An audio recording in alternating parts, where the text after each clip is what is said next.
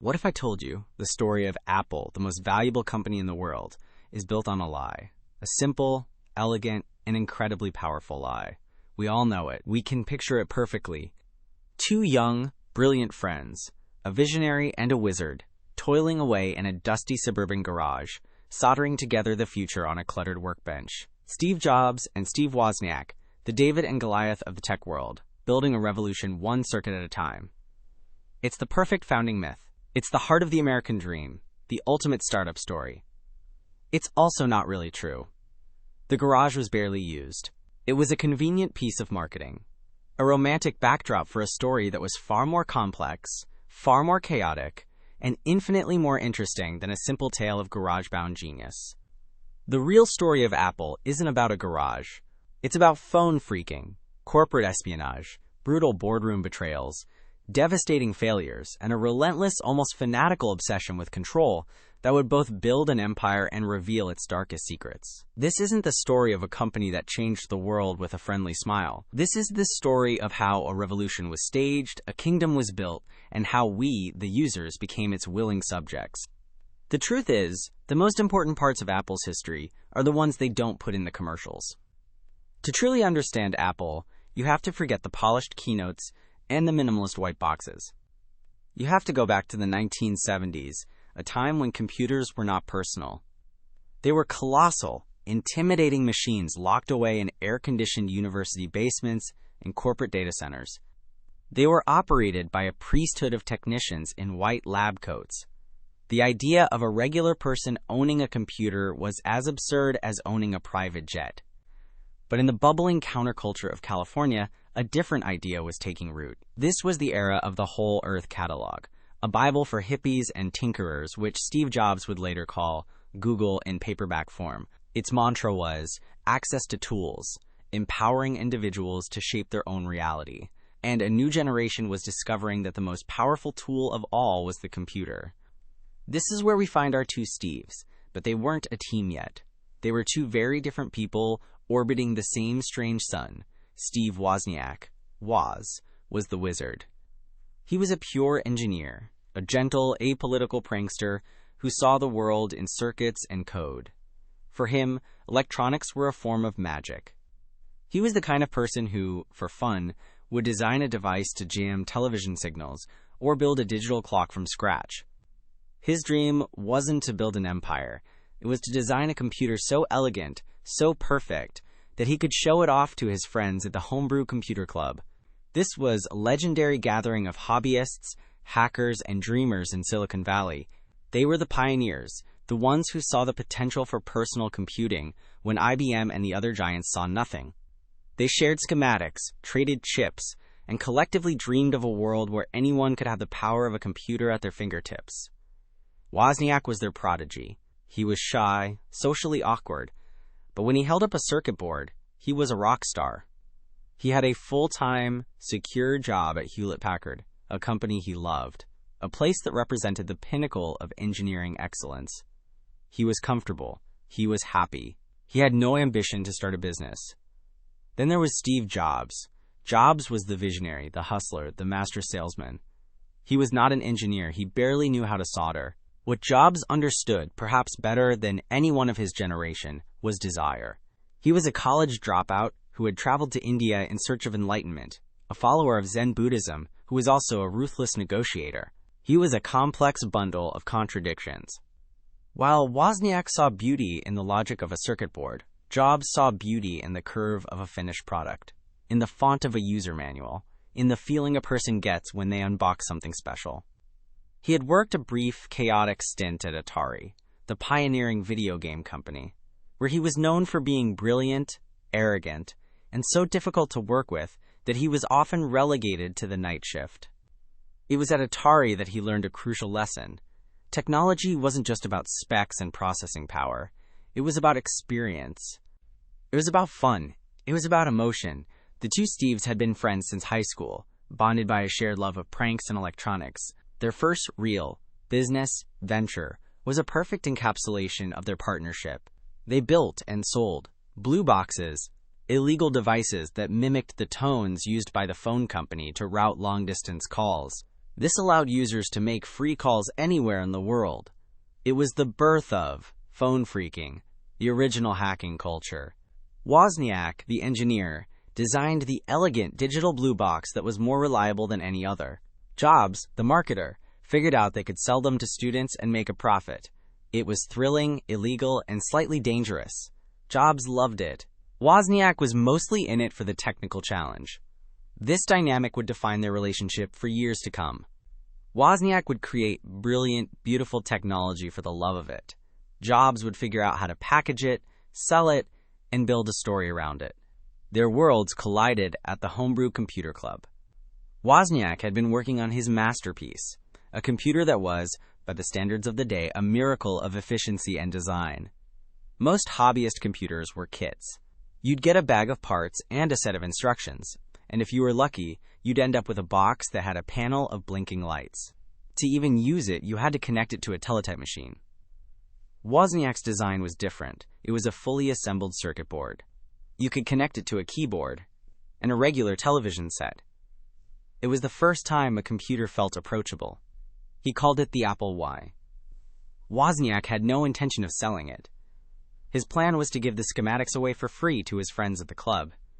He was a hobbyist, a sharer. He believed in the free flow of information. Steve Jobs saw something else. He saw a product. He saw a company. He saw the future. This was the moment the myth of the garage begins to crumble. Jobs didn't help design the Apple I. He saw a finished, brilliant design and immediately understood its commercial potential. He convinced a reluctant Wozniak that they shouldn't give it away. They should sell it.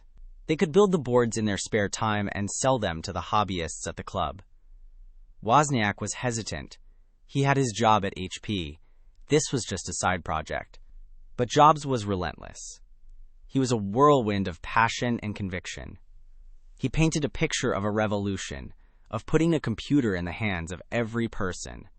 To make it official, they needed a third partner, someone with business experience. They turned to Ronald Wayne, a colleague of Jobs from Atari.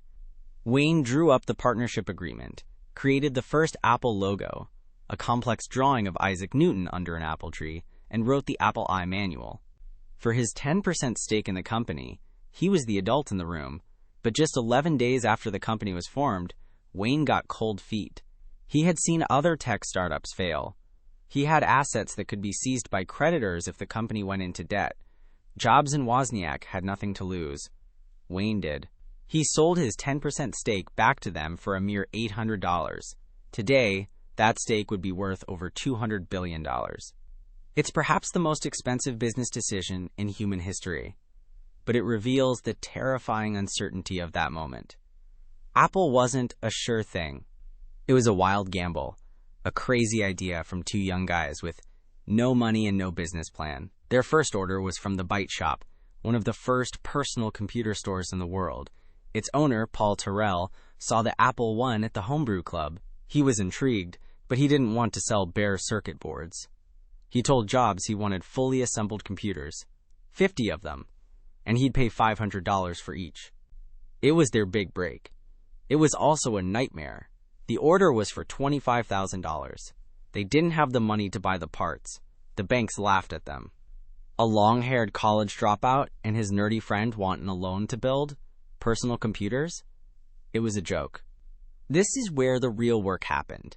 Not in the garage, but in a frantic, desperate scramble for parts and labor. Jobs used his almost supernatural powers of persuasion to get a line of credit from a parts supplier, essentially convincing them to bet on his unproven company. The assembly line wasn't in the garage. It was on the living room floor of Jobs' parents' house. They recruited Jobs' sister and a few friends to solder the components onto the boards. It was a chaotic hand-to-mouth operation, fueled by adrenaline and the terror of their deadline. The garage was used for some testing, and as a drop-off point, but the legend has inflated its role. The legend is cleaner, simpler. The reality was messier, more desperate, and far more human. They delivered the 50 computers to the Byte Shop, and they worked. Apple was born, not in a moment of quiet genius in a garage, but in a frantic, high-stakes hustle. It was a company founded on a brilliant piece of engineering, but brought to life by sheer, unadulterated salesmanship. This was the true origin story, a partnership between a wizard who wanted to share his magic for free and a visionary who knew, deep in his bones, that people would pay a fortune for a piece of that magic, as long as it was packaged perfectly. The stage was set, but the Apple I was just the beginning. The decision that would truly forge the Apple empire, the one that would set it on a course to conquer the world, was yet to come. And it would involve a moment of inspiration that was also, in the eyes of many, an act of grand larceny. The Apple I had proven a concept, but it was still a product for hobbyists. It was a naked circuit board. You still had to build your own case, find your own keyboard, and plug it into your own TV. It was a step forward, but it wasn't a consumer product. Wozniak knew this. While the Apple I was still being sold, he was already working on its successor, and the Apple II was his Sistine Chapel. It was the computer he had always dreamed of building. It had color graphics, a revolutionary feature at the time. It had sound. It had a built-in keyboard. And most importantly, it was designed to be a complete, integrated system.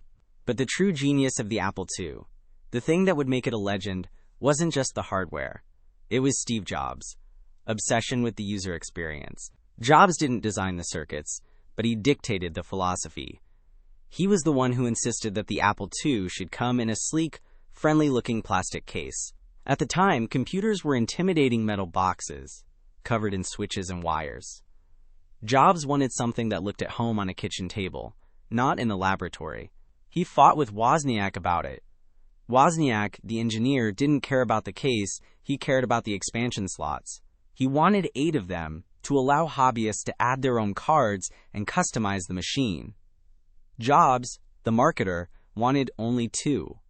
He thought too many slots looked messy and complicated. This was the fundamental conflict that would define Apple forever, the engineer's desire for openness and power versus the designer's desire for simplicity and control. In this case, they compromised. Wozniak got his 8 slots, and Jobs got his elegant case. It was a rare moment of harmony that produced a masterpiece. Jobs also obsessed over the power supply. He didn't want a fan. Fans were noisy, and noisy meant imperfect. He found a brilliant engineer who designed a revolutionary switching power supply that didn't need a fan, a major innovation that no one but Jobs would have even asked for. The Apple II was a sensation. It was launched in 1977 at the West Coast Computer Fair, and it blew everything else away. It was the first personal computer that a normal person could buy, take home, plug in, and use. It was an instant success, and it turned Apple from a 2-man operation into a real company.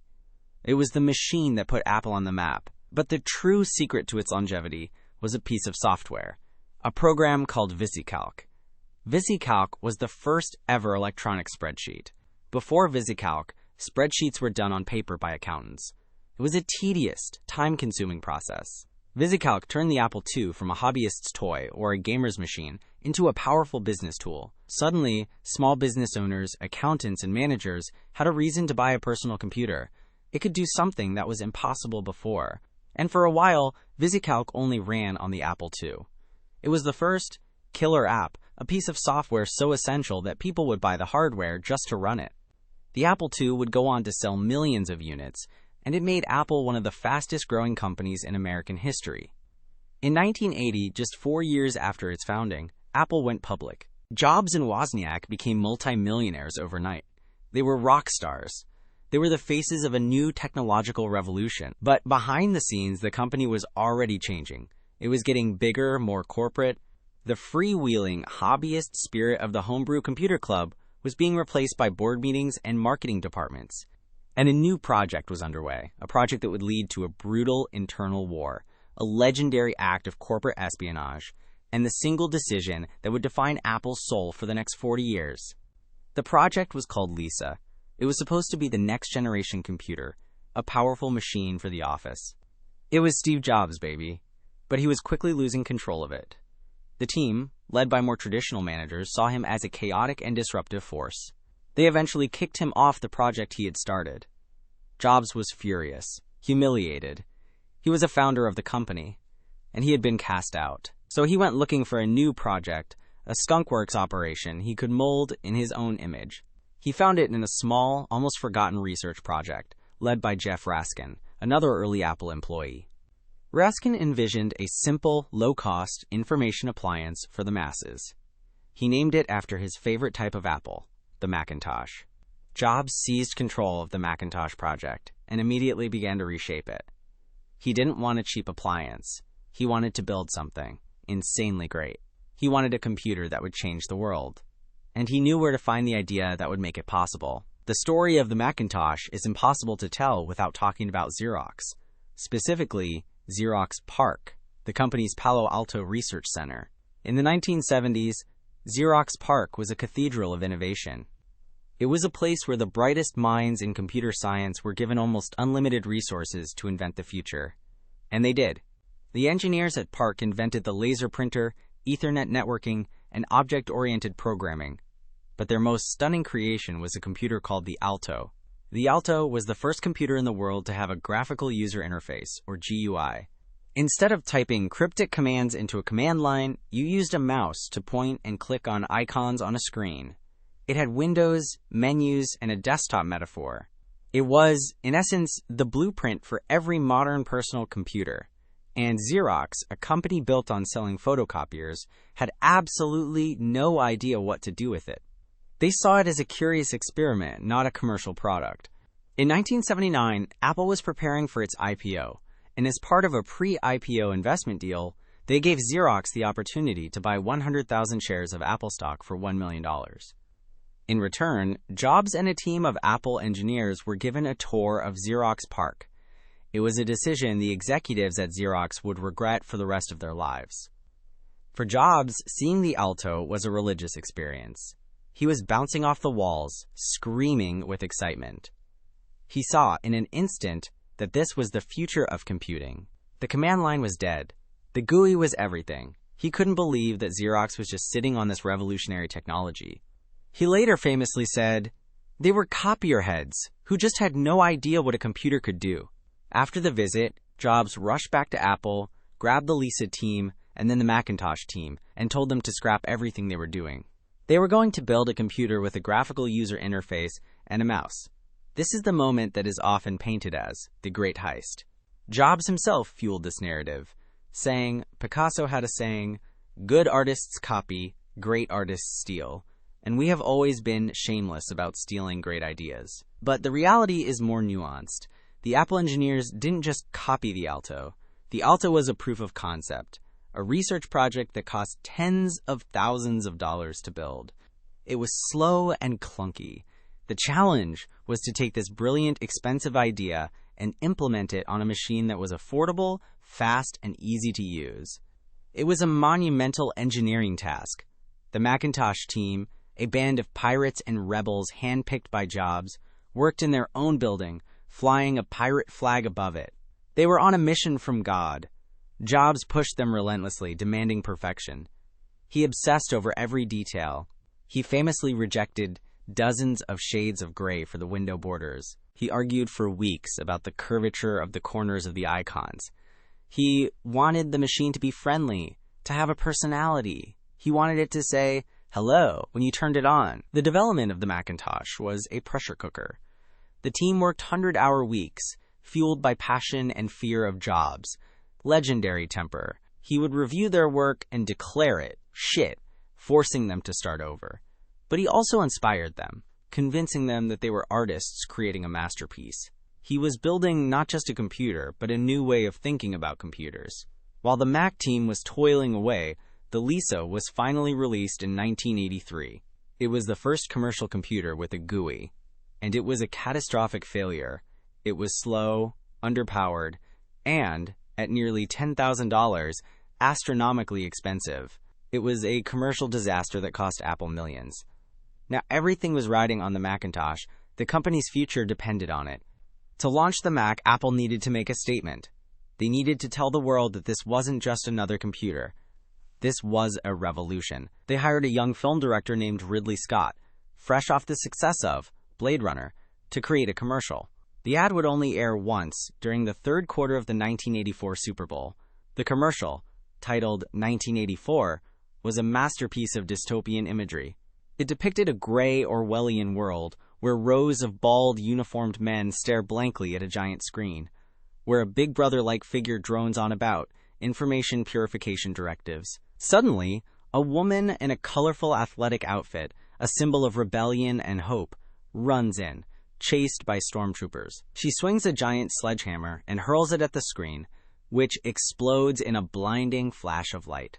The ad ends with a simple text on the screen: on January 24th, Apple Computer will introduce Macintosh.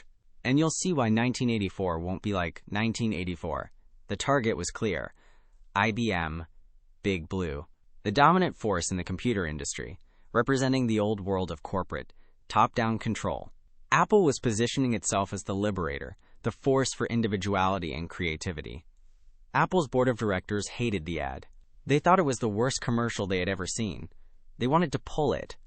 But Jobs and Wozniak loved it so much they offered to pay for the airtime themselves. They held their ground, and the ad aired. It was a cultural phenomenon. It didn't show the product. It didn't explain the features. It sold an idea. It sold a rebellion. And it worked. The Macintosh was launched to a frenzy of media attention. Jobs, in a masterful piece of showmanship, unveiled the machine at Apple's annual shareholder meeting. He pulled the Mac out of a bag, plugged it in, and let the computer speak for itself. Using a synthesized voice, it said, "Hello, I am Macintosh."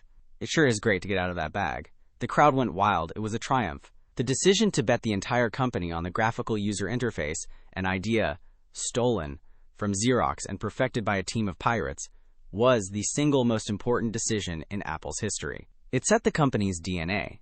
From that moment on, Apple would not be a company that competed on specs or price. It would be a company that competed on design, on user experience, on the emotional connection between a person and a machine. It was a decision that created the modern Apple, but it also created a monster. The very success of the Macintosh and the messianic cult of personality that grew around Steve Jobs would soon lead the company to the brink of civil war and utter collapse. The launch of the Macintosh was a triumph of marketing, but the reality of the product was more complicated. The original Mac was beautiful, revolutionary, and deeply flawed. It had a tiny, 9-inch black and white screen. It had only 128 kilobytes of RAM, which was not enough to run most useful applications smoothly. It had no hard drive, only a single floppy disk drive, which meant users had to constantly swap disks to perform basic tasks. It was a closed system.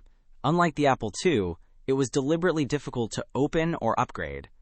It was a beautiful toy, but it wasn't a powerful tool. Sales, after the initial hype, were disappointing. The business world, the world that was buying millions of IBM PCs, looked at the Mac as a curiosity, not a serious machine. And the failure of the Mac to immediately conquer the world created a rift inside Apple. The company was effectively at war with itself. There was the Macintosh division, led by the messianic Jobs, who saw themselves as the soul of the company.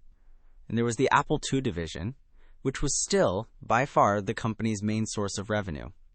They were the cash cow, and they resented the attention and resources being lavished on Jobs' pet project. The tension came to a head between Steve Jobs and the man he had personally recruited to be Apple's CEO, John Sculley. John Sculley was the president of Pepsi-Cola. He was a marketing genius, the man behind the Pepsi Challenge, a brilliant campaign that had taken a huge bite out of Coca-Cola's market share. In 1983, Jobs had lured him to Apple with one of the most famous lines in business history. "Do you want to sell sugar water for the rest of your life? Or do you want to come with me and change the world?" Sculley was supposed to be the adult supervision, the experienced executive who could bring discipline to the chaotic founder-led company. He and Jobs were initially incredibly close. They saw themselves as partners, the hardware guy and the software/vision guy. But the disappointing sales of the Macintosh, combined with Jobs' increasingly erratic and tyrannical management style, strained their relationship to the breaking point. Jobs was a brilliant visionary, but he was a terrible manager. He missed deadlines, he overspent his budget, and he created a culture of fear and burnout within his division. He would publicly humiliate employees. He would change his mind on a whim, forcing the team to scrap weeks of work. He was leading the company on a path to financial ruin. Sculley, backed by the board of directors, decided he had to act. He needed to rein in Jobs, to take away his operational control of the Macintosh division.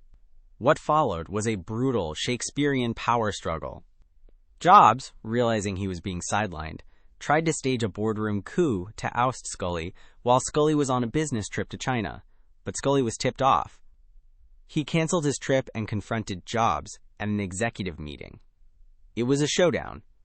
Scully went around the room, asking each executive who they supported, him or Jobs. One by one, they sided with Scully. They respected Jobs' vision, but they couldn't work with him anymore. The board was then asked to vote. They unanimously voted to strip Jobs of all his operational duties. He was still the chairman of the board, but he had no power. He had no team. He had no projects. He was a founder in exile within his own company. For Jobs, it was a devastating, soul-crushing betrayal. The company he had created, the company that was his entire identity, had cast him out. He was just 30 years old. After a few months of wandering the halls of Apple, an outcast with no role, he resigned. He sold all but one of his shares in Apple and left, vowing to build a new company that would crush Apple. The king was gone, and the dark ages were about to begin. With Jobs gone, John Scully was in complete control of Apple, and for a while it seemed like things were going to be okay. The Macintosh, which Jobs had championed, finally started to find its footing. A new, more powerful version, the Mac Plus, was released. And, crucially, a new technology called desktop publishing was born. A company called Aldus released a program called PageMaker, which, when combined with the Mac's graphical interface and a new Apple product, the LaserWriter printer, allowed users to design and print professional quality documents from their desktop. It was a revolution in the publishing industry, and it saved the Macintosh. The Mac became the standard for graphic designers, artists, and publishers. It was a profitable niche, and Apple thrived in it. For the next few years, Apple's sales and profits grew. Scully was hailed as a genius, the man who had tamed Steve Jobs and turned Apple into a mature, profitable company. But it was a fool's paradise. Without Jobs' singular, obsessive vision, Apple began to lose its way. The company became bloated and bureaucratic. The product line became a confusing mess. There were dozens of different Macintosh models, with overlapping features and incomprehensible names, like the Performa 630CD and the Quadra 840AV. The company had lost its focus. They were trying to be everything to everyone, and they were failing. Instead of innovating, they were milking the Macintosh for all it was worth, releasing slightly better, slightly more expensive versions each year. The prices were astronomical. A top-of-the-line Mac could cost as much as a car. Apple had become complacent, arrogant. They were a luxury brand, content to serve their small, loyal base of creative professionals, while the rest of the world was buying cheaper, more powerful PCs running a new operating system from a small company called Microsoft. That operating system was Windows. Microsoft Windows was, in its early versions, a clumsy, ugly copy of the Mac's operating system. Steve Jobs had screamed at Bill Gates, accusing him of theft. Gates had famously replied, "Well, Steve, I think there's more than one way of looking at it. I think it's more like we both had this rich neighbor named Xerox, and I broke into his house to steal the TV set and found out that you had already stolen it." Gates understood something that Apple, under Scully, had forgotten. It didn't matter if your product was the most elegant or the most innovative. What mattered was market share. Microsoft licensed Windows to any and every computer manufacturer. Dell, Compaq, Gateway, IBM. They all started selling cheap PCs with Windows pre-installed. The PC ecosystem was open. The Mac was a closed, walled garden. By the early 1990s, Windows was getting better. Windows 3.1 was a huge leap forward. It was still not as good as the Mac OS, but it was good enough, and the computers it ran on were a fraction of the price of a Mac. The market had spoken. By the mid-90s, Windows was running on over 90% of the world's personal computers. Apple's market share had collapsed to the single digits. The company was in a death spiral. Scully, the marketing genius, had made a series of disastrous decisions. He had spent hundreds of millions of dollars on a failed project called the Newton, a handheld personal digital assistant that was years ahead of its time, but was plagued by flawed handwriting recognition and a high price tag. He had even, in a moment of desperation, agreed to license the Mac OS to a few other computer manufacturers, creating a small market of Mac clones that ate into Apple's own hardware sales. In 1993, after a disastrous quarterly earnings report, the board of directors fired John Sculley. The man who had ousted Steve Jobs had suffered the same fate. What followed was a revolving door of CEOs. First came Michael Spindler, a German engineer known as the Diesel. He oversaw a painful period of downsizing and layoffs. He tried to sell Apple to Sun Microsystems, but the deal fell through. After Spindler was ousted, Gil Amelio, a turnaround specialist from National Semiconductor, was brought in. Amelio found a company in a state of complete chaos. It was projected to lose over $1 billion. The product roadmap was a disaster. The engineering teams were demoralized. Apple was just months away from bankruptcy. Amelio made a critical decision. Apple's own next-generation operating system project, codenamed Copeland, was a bloated, mismanaged failure. It was years behind schedule and would never work. Apple needed to buy an operating system from another company. They looked at several options, including a promising new OS called BOS, which was created by a former Apple executive. But there was another option, a small, niche company called Next. Next had been founded by none other than Steve Jobs after he left Apple. Next had built a technologically brilliant but commercially unsuccessful line of workstation computers. Their operating system, Next Step, was powerful, stable, and years ahead of its time. It was built on a solid foundation of Unix, and it had a sophisticated, object-oriented development environment. In late 1996, in a stunning, almost unbelievable twist of fate, Apple announced that it was acquiring Next for $429 million. The deal wasn't really about the technology. It was about one man. As part of the acquisition, Steve Jobs would be returning to Apple as an informal advisor. The king was returning to his crumbling kingdom. No one knew it at the time, but it was the moment that saved Apple from certain death. It was the beginning of the greatest comeback story in the history of business. But it was also the moment that the dark side of Apple's obsessive control would be reborn, stronger and more powerful than ever before. When Steve Jobs returned to Apple in 1997, he found a company that was unrecognizable. It was a rudderless ship, adrift in a sea of red ink. The campus was quiet, the employees demoralized. The company that had once been a symbol of youthful rebellion was now seen as a washed-up has-been. Gil Amelio was still the CEO, but everyone knew his days were numbered. Jobs, initially just an advisor, began to assert his influence. He saw a company with no focus, no soul. He famously walked into a product strategy meeting, and, after listening to the managers drone on about their dozens of different products, he drew a simple 2x2 grid on a whiteboard. Across the top, he wrote Consumer and Pro. Down the side, he wrote Desktop and Portable. He then said, "This is our new product strategy. We are going to make 4 great products, 1 for each quadrant, and we are going to cancel everything else." The room was stunned. This meant killing off 70% of Apple's products, including the Newton, the project that had been Sculley's pride and joy. It was brutal, but it was exactly what Apple needed. It was a return to focus, a return to simplicity.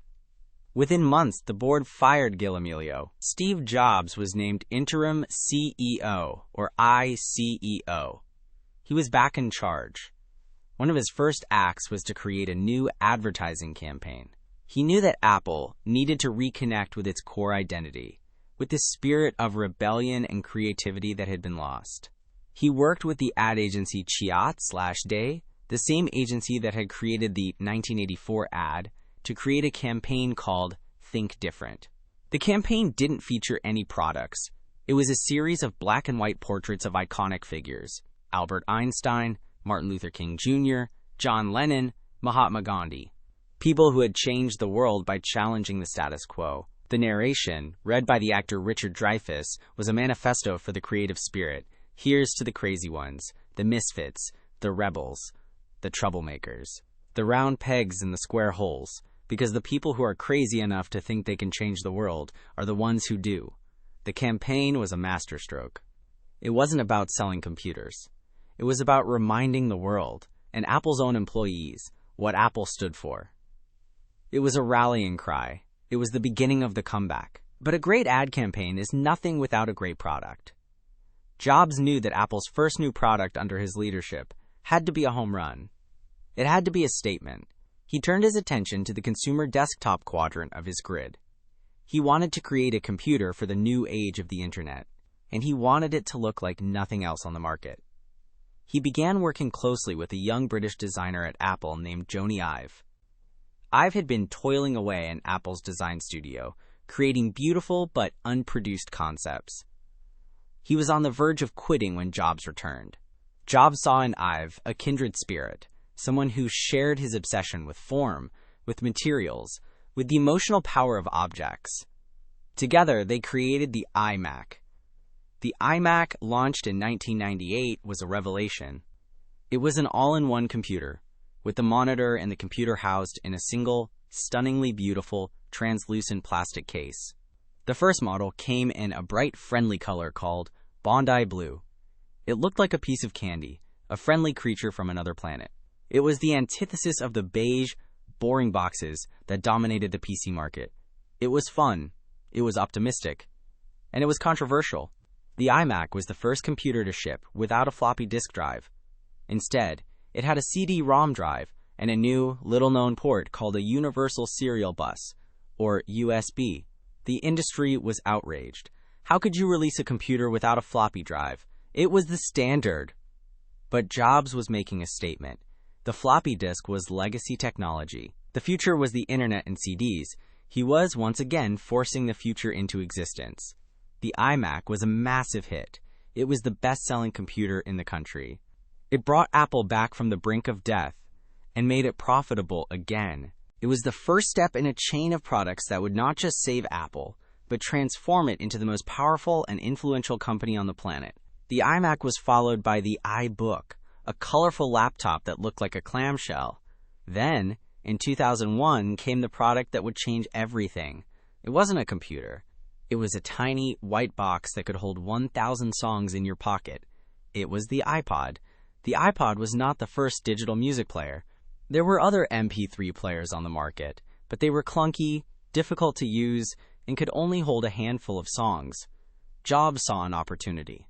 He saw that digital music was the future, but the experience was terrible. He put his top engineers on the project, and in less than a year, they had a working prototype. The hardware was impressive, but the true genius of the iPod was its user interface, the scroll wheel.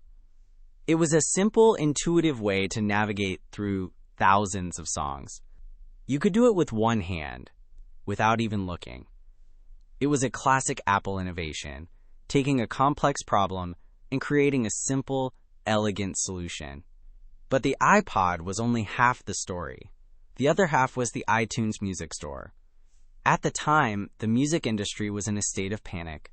The internet, and particularly a file-sharing service called Napster, was destroying their business model. People were downloading music for free. The record labels were suing their own customers. It was chaos. Jobs went to the record labels with a proposal. He told them that you can't legislate against theft. You have to compete with it. He proposed a legal, easy-to-use online store where people could buy songs for 99 cents each. The labels were skeptical, terrified of cannibalizing their CD sales. But Jobs, with his legendary reality distortion field, convinced them. He got all the major labels to sign on. The iTunes Music Store, launched in 2003, was a landmark achievement. It saved the music industry from itself, and it created a legal framework for digital media that persists to this day. And it turned the iPod from a cool gadget into the center of a massive ecosystem. The iPod became a cultural icon, a symbol of the digital generation. The white earbuds were everywhere. Apple, the computer company that was almost dead, was now the king of digital music. But Jobs was just getting started. In the mid-2000s, he saw the next big wave coming. The mobile phone. Phones were becoming smart, but they weren't very smart. They had tiny screens, terrible software, and clunky physical keyboards. Jobs looked at the market and saw a sea of mediocrity. He decided that Apple could do better. The iPhone project was one of the most secretive and intense in Apple's history. It was codenamed Project Purple. The team was a hand-picked group of Apple's best engineers and designers, sworn to secrecy. They weren't even allowed to tell their families what they were working on. The key innovation was the screen. Jobs was determined to create a phone with a giant screen and no physical keyboard. The entire interface would be software. This meant perfecting multi-touch technology, the ability for the screen to recognize multiple points of contact at once. It was a huge technical challenge. The software team had to create an entirely new operating system, one that was as powerful as a desktop OS but could run on a mobile device. When Jobs unveiled the iPhone in 2007, it was his magnum opus, the culmination of his entire career. He stood on stage and said, "Today, we are going to reinvent the phone." He introduced it as 3 revolutionary products in one: a widescreen iPod with touch controls, a revolutionary mobile phone, and a breakthrough internet communications device. The audience was mesmerized. The iPhone was a quantum leap forward. It was a beautiful slab of glass and metal that felt like a piece of the future. It killed the BlackBerry. It killed the flip phone. And it set the template for every smartphone that would follow. The iPhone, like the iPod before it, was not just a product. It was a platform. In 2008, Apple launched the App Store. This was another stroke of genius. It allowed third-party developers to create and sell their own applications for the iPhone. It unleashed a torrent of creativity and innovation. The App Store created entire new industries. It changed how we work, how we play, how we communicate. It put a million tools, games, and services in our pockets. The success of the iPhone and the App Store was staggering. It propelled Apple to become the most valuable technology company in the world. In 2010, they did it again with the iPad. The tech industry had been trying to create a successful tablet computer for years. They had all failed. Jobs, once again, saw how to do it right. The iPad was a simple, elegant device that was perfect for browsing the web, watching movies, and reading books. Critics initially dismissed it as just a big iPhone, but consumers loved it. It created an entirely new category of computing. The string of hits was unprecedented in any industry. The iMac, the iPod, the iPhone, the iPad. In a little over a decade, Steve Jobs had led Apple from the brink of bankruptcy to the pinnacle of the corporate world. He had not just saved the company, he had transformed it, and in the process, he had transformed the world. But this empire was built on a philosophy of control, a philosophy that had its roots in the very first Macintosh. And this control has a dark side. The Apple ecosystem is often described as a walled garden. It's a beautiful, safe, and perfectly manicured garden. Everything works together seamlessly. Your iPhone syncs with your Mac, which syncs with your iPad. It's an experience that is unmatched in the tech world. But the walls of the garden are high. Apple controls every aspect of the experience. They control the hardware, they control the software, they control the App Store. If you are a developer, you have to play by Apple's rules. Apple decides which apps are allowed in the store and which are not. They take a 30% cut of all sales, a fee that many developers see as exorbitant. This control has led to numerous controversies. Companies like Spotify and Epic Games, the maker of Fortnite, have launched legal and public relations battles against Apple, accusing them of anti-competitive practices. They argue that Apple uses its control of the App Store to disadvantage rivals and protect its own services, like Apple Music. The debate rages on. Is Apple a benevolent dictator, curating a safe and high-quality experience for its users? Or is it a ruthless monopolist, stifling competition and innovation? The dark side of Apple's legacy extends beyond the App Store. The company's manufacturing process has come under intense scrutiny. The vast majority of Apple products are assembled in massive factories in China, most famously by a company called Foxconn. These factories are cities unto themselves, employing hundreds of thousands of workers. In 2010, a series of suicides at the Foxconn factories shocked the world. Workers were jumping from the roofs of their dormitories. An investigation revealed brutal working conditions, long hours, low pay, and immense psychological pressure. Apple, the company that had built its brand on a friendly, humanistic image, was suddenly facing accusations of profiting from what some called a sweatshop labor system. In response, Apple launched a comprehensive supplier responsibility program, conducting audits and publishing detailed reports on its supply chain.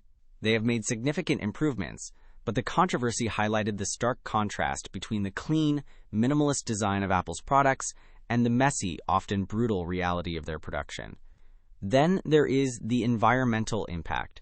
The production of hundreds of millions of devices each year requires a vast amount of resources, rare earth minerals, water, and energy. And what happens to these devices when we are done with them? Apple has also been accused of planned obsolescence, the practice of designing products that are deliberately difficult or expensive to repair, encouraging consumers to simply buy the new model. The sealed batteries, the proprietary screws, the constant software updates that slow down older devices. Critics argue that this is all part of a strategy to keep us buying. Apple, for its part, has invested heavily in recycling programs and has pledged to become carbon neutral.